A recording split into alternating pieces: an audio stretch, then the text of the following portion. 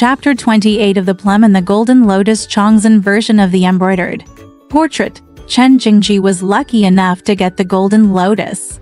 Simon King struck the iron rod in confusion, the poem says. After a few days, the boudoir embroidery was completed, which seemed to be a favor. A bay of warm jade has small rippling waves, and 2 autumn lotus petals fall lightly to the ground. There are traces of youth in Namo, and there is no sound in the west chamber when the moon is standing. Looking at the flowers, the moss and dew are wet, and they are exposed to the sun in front of the window while the evening clears. It is said that Simon King helped the woman into the room, took off her upper and lower clothes, and she was naked. The woman was wearing a red gauze tube top. The two of them sat side by side, sipping their glasses. Simon King put his arm round his pink neck and drank wine with him in an extremely gentle manner. He stared at the woman with her slender breasts half exposed. Her delicate eyes slanted, like a wine-drinking concubine, and her delicate hands couldn't help but touch his waist. The words were so frightening that the silver holder was still on it, making the soft jingle of Mao Dulu's body grow taller and longer. Simon King said jokingly, "You are still teasing him, because you have frightened him out of his head." The woman asked, "What kind of wind disease?" Simon King said, "It's not a mad disease. How can he be so soft? My paralysis has turned to fever and I can't get up. Why don't you go down and talk to him and your son?" The woman smiled and glanced at him. While squatting down, resting on one of his legs, he took a pair of trouser belt, tied the words, held them up with his hands, and said, "You guy, the head in your head is open. The buttocks are open. If a person is in a coma, why don't you pretend to be dead by treating the wind syndrome?" He played with it once, placed it on his pink face, and rocked it for a long time. Then sucked it in his mouth, and used the tip of his tongue to pick at its mouth. Those words immediately made him furious. His cracked melon-headed eyes widened, and his beard straightened up. Simon King also sat on the pillow and asked the woman to crawl inside the gauze tent, sucking and slurping as much as she could to enjoy the beauty. Er's lustful thoughts became more intense, and he had sex with the woman again. The woman cried out, "My daughter, you spared the slave, but you are also making fun of the slave." That night, the two of them indulged in sexual pleasure. There are words to prove it. The battle is full of joy, the clouds and rain have stopped, and the beautiful eyes are slanted. The jade stem in hand is still hard, so I tell the talented man to make do with it. Drinking from the golden cup, the two of them are as drunk as they are infatuated. A night scene has been mentioned. The next day, Simon King went outside. The woman got up during the dinner date, changed into her sleeping shoes, and looked for the pair of red shoes she wore yesterday. One of them was missing. When I asked Chen Mai said, "Yesterday, my father and I helped my mother in, and Qiuju came with my mother's bedding." The woman called Qiuju to ask. Qiuju said, "I didn't see my mother come in wearing shoes yesterday."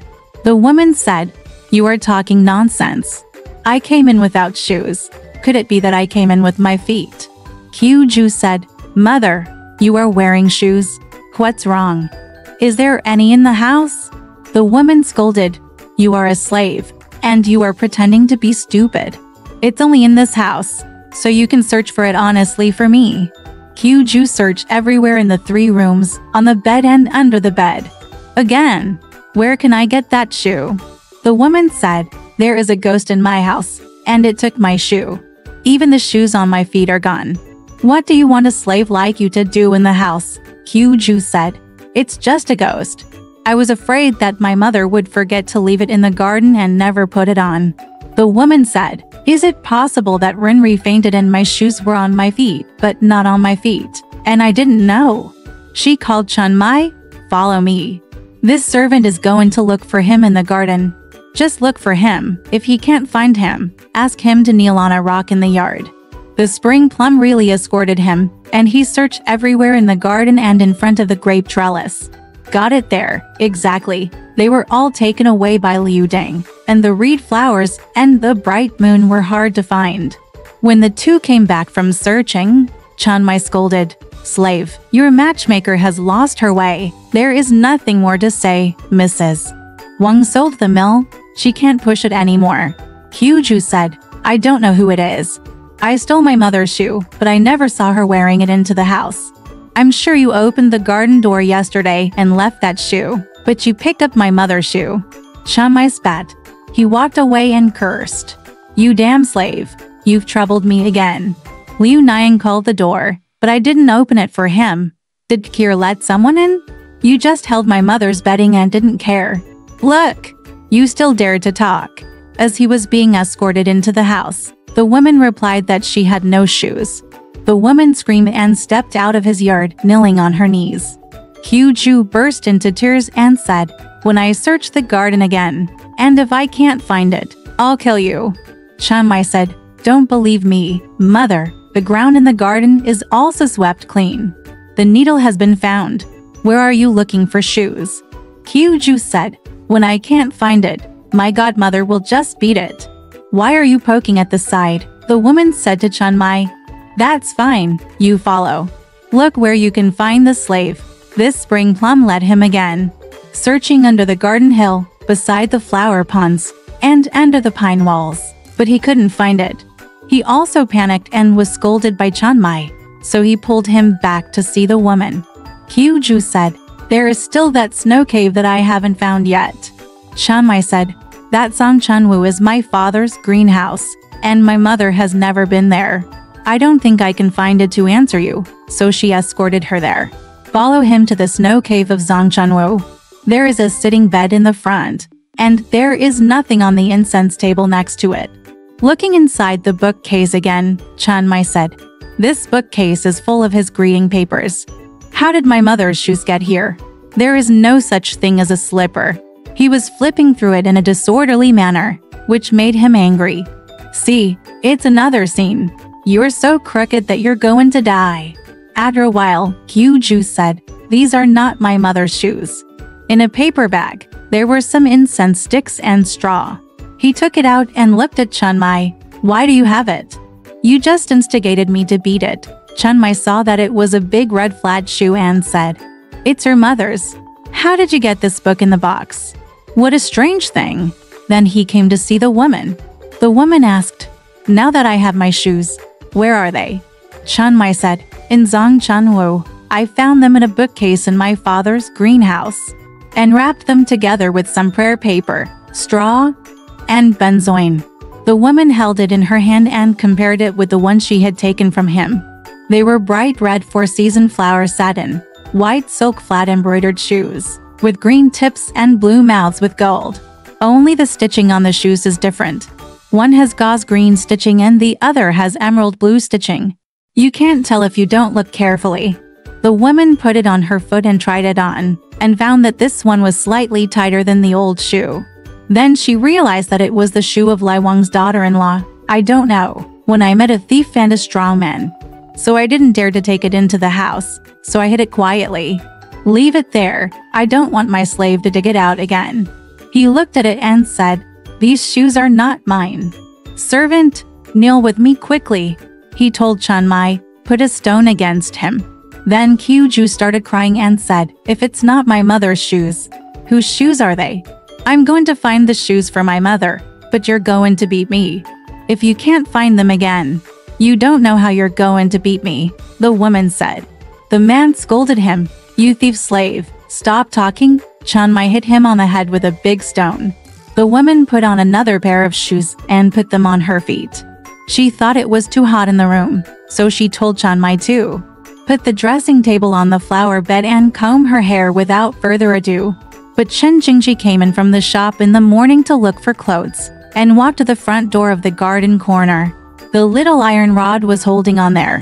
When he saw Chen Jingji holding a pair of silver mesh scarf rings in his hand, he asked, Uncle, what do you have? Just play with me. Jingji said, This is someone else's command. Redeem the net towel ring you pawned, and I will find it and give it to him. The little monkey said with a smile, Uncle, just play with me, and I will give you a good thing in exchange. Jingji said, Silly boy, this is someone else's. If you want it, I will find another pair to play with you. If you have any good things, bring them to me. The monkey took out a red embroidered shoe from his waist and showed it to Jingji. Jingji then asked, Where is it? The monkey said with a smile, Uncle, I've told you. Yesterday I was playing in the garden and saw my father hanging my fifth wife by her legs on the grape rack. Bottom, swaying. My father went in behind me, and I looked for Miss Chun Mai to ask for some fruit. So I picked up this shoe under the grape trellis. Jingji took it in his hand. It was the crescent moon in the sky, red as its petals. The lotus flower, held in the palm of your hand, is just 3 inches tall. He knew it was the thing on golden lotus's feet, so he said, You give it to me, and I will find a good pair of hoops for you to play with tomorrow. The monkey said, Uncle, please stop coaxing me. I will ask you for it tomorrow. Respect, Ji said. I won't coax you. The monkey laughed and went away. Jingji took off the shoes in his sleeves and thought to himself, I played with him several times, and his mouth was still alive, but when he got to the middle, he rolled away again. Unexpectedly, this shoe fell into my hands. I really teased him today, and I'm not afraid he won't show up. Exactly, people didn't need to thread needles at that time, so they had to work hard to bring skill. Chen Jingji walked straight to Pan Jinlian's room with his shoes on his sleeves. Turning round the screen wall, she saw Qiu Ju kneeling in the courtyard, and said jokingly, Little eldest sister, why are you here? You have joined the new army and are breaking stones again. Jin Lian heard it from upstairs and called Chun Mai and asked, Who said he picked up the stone? Isn't the slave holding the stone? Chun Mai said, My uncle is here. Qiu Ju is holding the stone. The woman then called, Brother-in-law Chen. There is no one upstairs. Come up. This young man took off his clothes and walked up the stairs. I saw the woman upstairs, with 2 windows open in front and xiang curtains hanging there, where she was dressing up in front of the mirror. Chen Jingji walked to a small table next to him and sat down. He saw a woman with oily black hair, holding a comb in her hand and mopping it on the floor. There was a nest of silk tied up with a red silk rope. She was wearing a silver hair bun on her tassel. There is a trace of fragrant clouds, and many rose petals are placed in the hair bun, with the 4 beggars exposed. And the person dressed is the living Guanyin. After a while, the woman combed her hair, crossed the dressing table, washed her hands in the noodle dish, put on her clothes, and called Chun Mai to bring tea to her brother-in-law. Jingji just smiled and said nothing. The woman asked, Brother-in-law, what are you laughing at? Jingji said, I'm laughing at you for caring about what is missing. The woman said, The thief has a short life. What does it matter to you if I disappear? How do you know? Jingji said, Look, I did the donkey's liver and lungs out of kindness, and you started talking about me. You said, I'm going. He walked away and walked downstairs.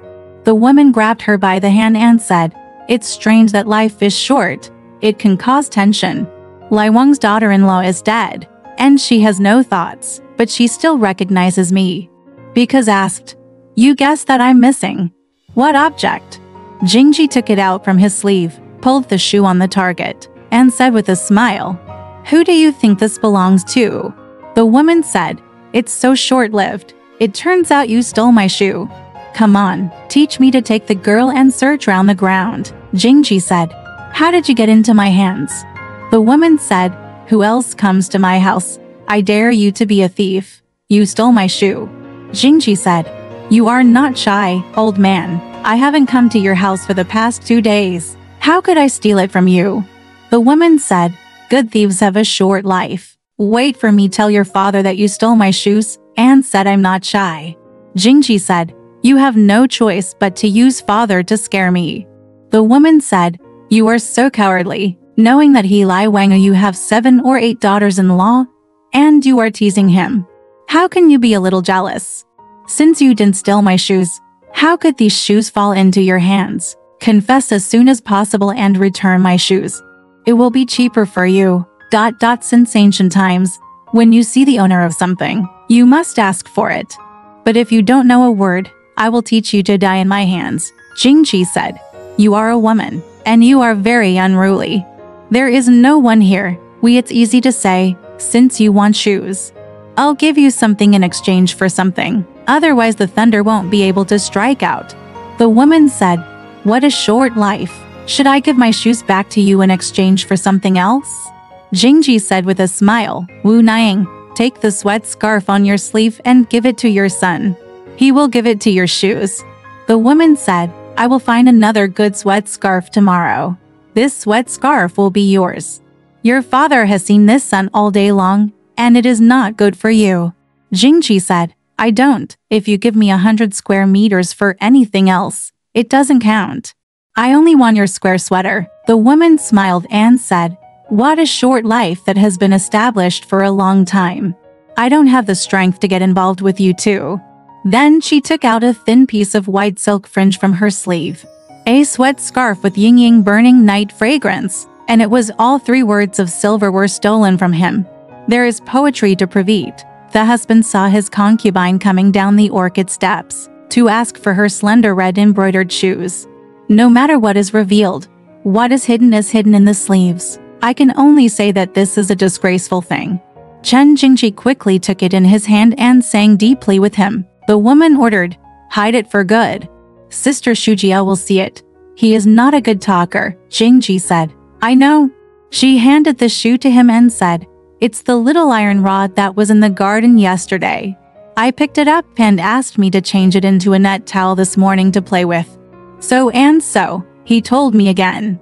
After hearing this, the woman's face turned red and she said, look at this little slave. You've made my shoes so black. Let's see if I teach his father to beat him or not. Jingji said, kill me. It doesn't matter if you beat him or not. Just rely on me if you dare. That's what I said. Don't say anything else. The woman said, I will spare the little slave, unless I spare the scorpion.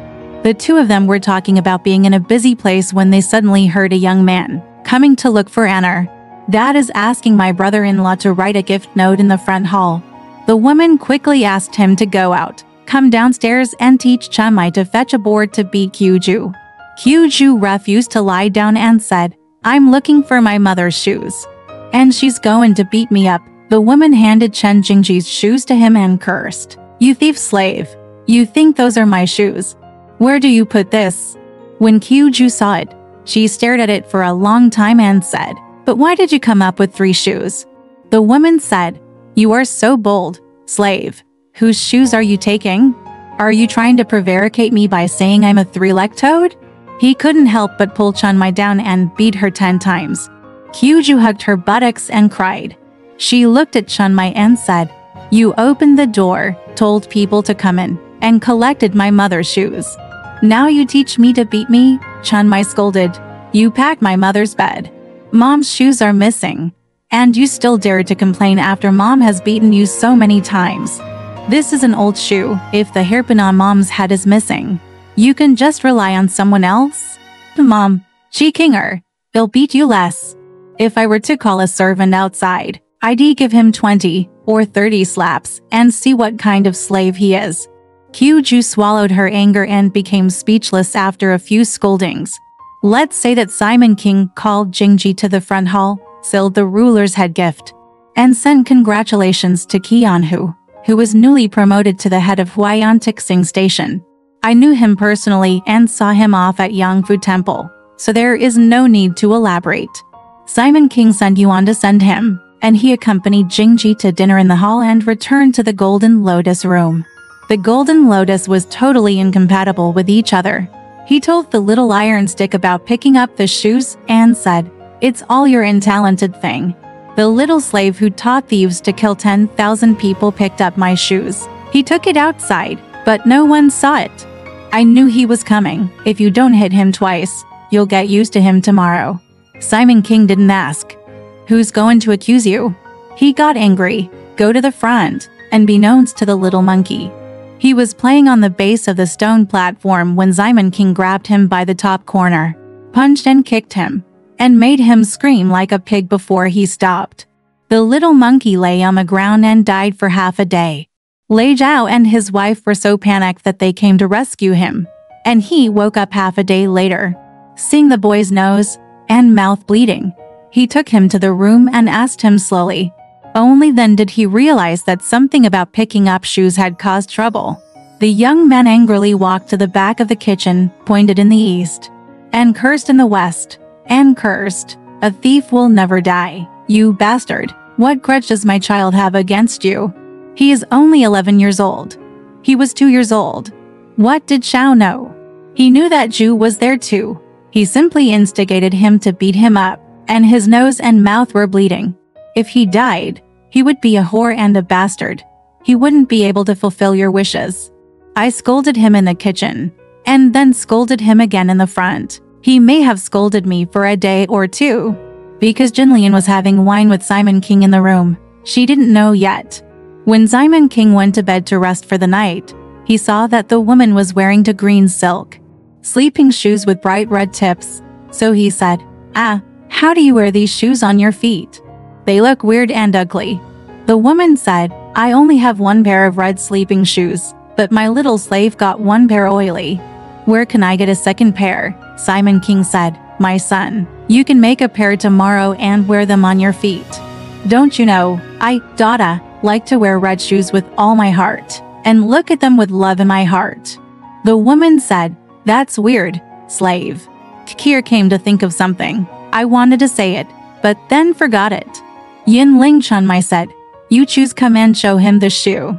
"Whose shoe do you think the shoe belongs to?" Simon King said, "I don't know whose shoe it is."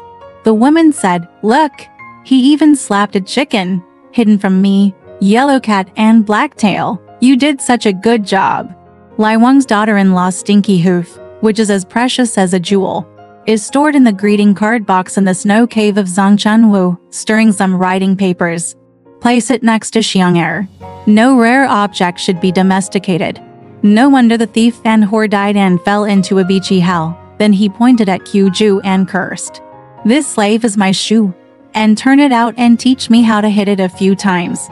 He told Chunmai, "Come out with me as soon as possible." Chunmai threw the shoes on the ground, looked at Qiu and said, "I'll reward you with wearing them." Qiu picked up the shoes, holding it in his hand. He said, "Mother, this shoe can only hold one of my toes." The woman scolded, "You thief slave! What are you teaching me about? She was your master's mother in the previous life. Otherwise, what the hell? His shoes are kept so delicately. They can be passed down tomorrow. Shameless goods." Qiu took the shoes and walked out, but the woman called her back and ordered, "Get the knife, and wait for me to chop up the whore. Make a few pieces and snatch them into the toilet. Let the thief and whore hide behind the Yinshan mountain, and she will never be reincarnated." He said to Simon King, "The more distressed you feel when you look at it, the more I will chop it into pieces." "You see," Simon King said with a smile, "it's my fault. Slave, just throw it away. I have such a heart." The woman said, "You don't have such a heart, so you made a vow. The adulterer died and I don't know where she went, and you still kept his shoes. What? Sooner or later, be careful and think about him. Just because every time I have sex with you, you have no intention of doing it. And I still want to be with you and plan the same thing." Simon King said with a smile, "That's all. You are a bitch. My wife. You have such children. Even when he was here, he never performed any rituals in front of you." So he hugged Fenxiang and kissed her, and the two of them made love. Exactly, the moving spring beauty is delicate and charming, and the butterfly's heart is soft and strong. There is poetry to Pravit. Tohem, are you speaking your heart out? Where would you like to send your thoughts? I can't stop thinking as much as I want, and it's always 12 o'clock in the day. Alright, this part of the story ends here. Want to know what happened next? Let's listen to the breakdown next time.